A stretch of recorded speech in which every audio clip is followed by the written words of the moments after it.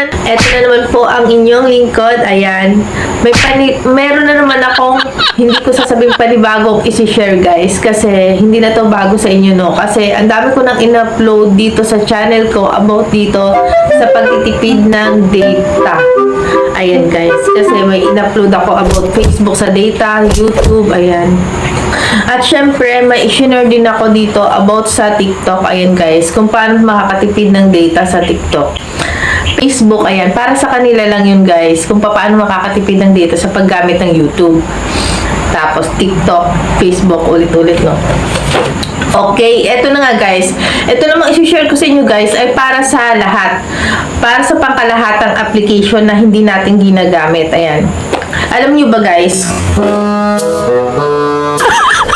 Pag pala hindi natin ginagamit ang application, kunyari, nag-YouTube tayo. Ayan.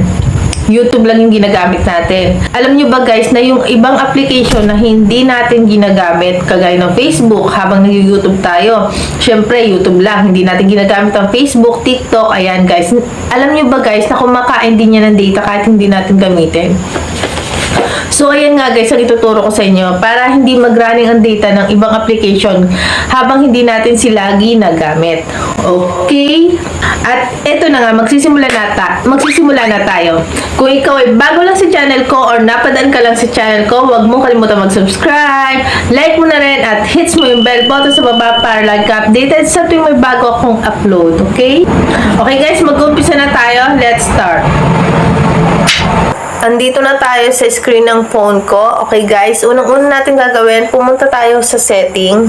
Ayan, sa setting ng ating cellphone. Then, pumunta lang tayo dito sa SIM card and mobile data. Ayan. Scroll lang tayo guys. Ayan. Dito tayo kay data usage. Ayan, pasok lang tayo dyan. Then, ito guys, tong data saving sa ibaba. Ayan, pindutin lang natin yan. Then, i-open lang natin to guys, tong data saving. Ayan, para yung mga application na hindi naman natin ginagamit ay hindi kumakain ng data. Ayan. Then, dito naman guys, sa apps with unlimited data usage, ayan, click lang natin yan. Then, dito guys, ayan. Ayan guys, kung nakikita nyo, mga naka-off yung sa akin, ayan, si Google lang ang naka-on ang, ano niya, ito guys, so nakikita nyo, naka-on siya. Kapag mga naka-on kasi guys, ito lahat ng mga application na to, ayan, kapag naka-on niya, na ganyan, ay magra-running ang data niyan. Kumakain siya ng data guys, kahit hindi natin sila gamitin.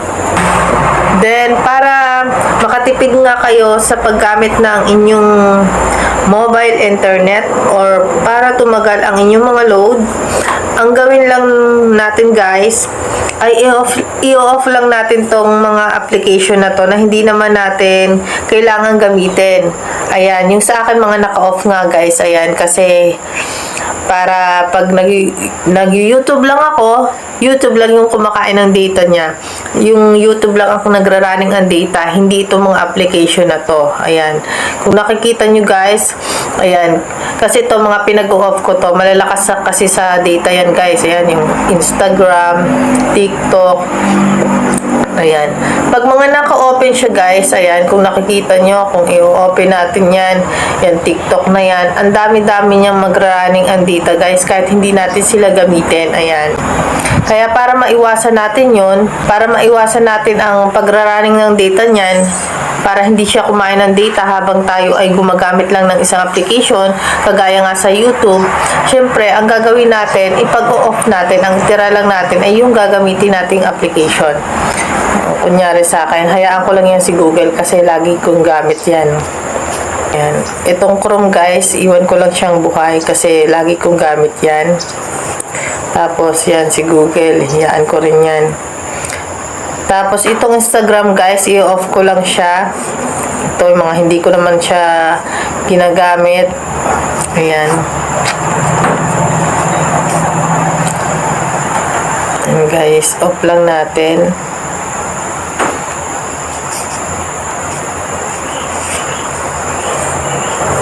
Ayan guys, kung kunyari ang Facebook kunyari ang ating iiwan, ipag-off lang natin yung ibang application. Then, hanapin natin ang Facebook, siya lang ang i-on natin. Ayan. Mga naka-off na yung sa akin, mga ibang application dito guys. So, iwan ko lang yung Facebook. Ayan. Then, kung gagamitin nyo naman na guys yung application na gusto nyo gamitin, kagaya ng ito guys, kunyari gagamit kayo kunyari ng TikTok, ayan, i-on lang natin siya guys para mag-running yung data niya guys, kasi kung ito'y naka-off guys na ganyan, hindi gagana yung TikTok natin. Kung gagamit na kayo ng TikTok guys, kunyari TikTok gusto nyo gamitin, no, i-on nyo lang to guys, ayan, para gumana na yung data usage niya. Ayan guys, so ganun lang kadali guys. Sana may natutunan kayo sa ating tutorial ngayon, and don't forget to subscribe my channel. Bye bye. I told you I'm not here to mess around, and you've been acting too mysterious.